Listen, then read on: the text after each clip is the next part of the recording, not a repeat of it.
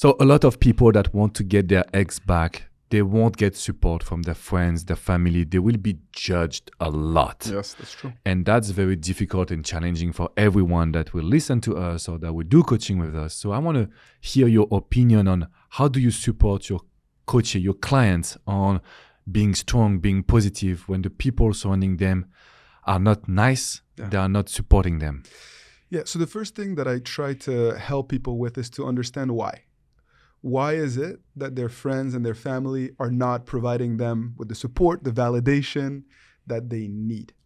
And the truth is that they're hurt. They're hurting. To see you going through heartbreak, to see you going through pain, it impacts them too.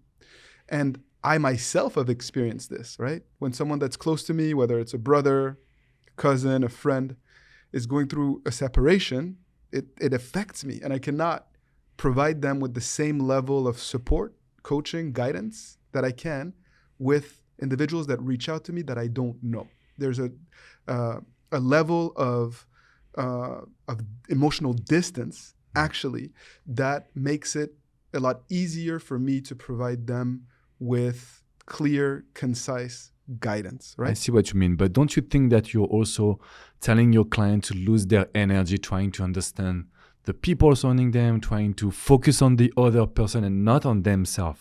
This is just the starting point, right? So it's just asking the why first so that it can change and motivate their actions moving forward. Okay. So once you've understood why, then you need to put certain steps in place to make sure that it doesn't actually impact you. And the first thing that I tell them is stop going to your friends and family when you're in a rut, when things are tough, because they're going to tell you things that trigger you and that you don't want to hear. It's funny because even if we know that, sometimes it's very tough to not ask advice to the friend and family. Yeah. So I just give one advice and I want to hear your thoughts on that one. But I will tell the people I coach, please don't pronounce your ex name. Yeah. So you're sure that you cannot talk about your ex. You can see your friends and family and have fun with them to change and clear your mind, but don't pronounce your ex name. So you avoid trying to seek the answers, because even if it's tough, I think it's human to ask questions and want to feel the support. And once again, they will just be disappointed. That's not nice for them. Yeah. I think it's an amazing advice. And it's a great rule. And sometimes it's very helpful for people to have do's and don'ts. Yeah. But I try to stay away from a negative mindset. So telling people don't do that, very often they want to do it. Yeah. They want it. It just becomes like part of their conscious. And for some individuals, others, it's clear that's what they need. But ultimately, focusing your energies on something else, something that is uplifting, that actually truly helps you to rebuild your sense of confidence, and that's action-oriented, can also have very powerful positive effects. That's what I see on a day-to-day. Yeah, I love it. That's true that the brain cannot understand the negation. So when you say don't do it, usually we understand do it. Yeah. But or for you me, want to do it even more. Yeah, but for me, just helping them. If you don't pronounce the name, then you're sure that you won't seek support when you don't receive it. It's true. And I want to ask you this question. Why is it so bad for the society to get back with an ex? Why do you think that people think that it's stupid to do it, when me as a coach, I would tell you, it's good to get back with someone when you learn from the breakup and you know that you won't do the same mistake. Yes. What's your take on this? Because I know that sometimes we have some, not disagreement, but different point of view. Yeah, it's a very good question. The reality is that we live in a society where people are looking for quick fixes, instant gratification. And we've been led to believe that if you're not happy, if something isn't exactly the way that you want it to be, then you should just discard it and move on and find someone else, right? Plenty of fish in the sea. That the grass is greener. The grass is greener.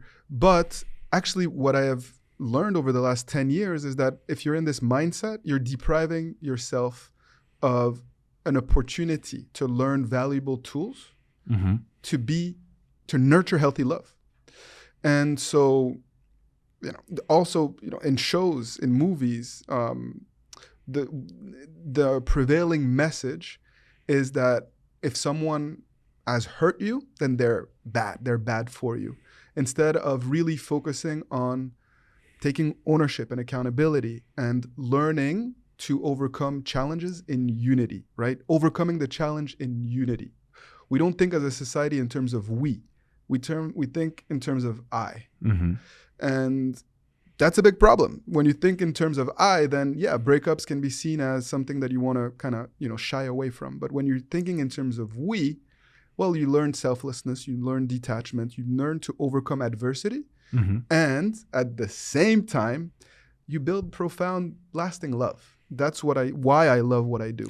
Okay, but hearing you now as I have one fear for all the people that I coach, because they will always try to blame themselves even when they are in the toxic relationship. So how do you support your philosophy with the idea that you can also protect yourself and not give to someone that is toxic, someone that will only use you, because they do exist, the narcissist.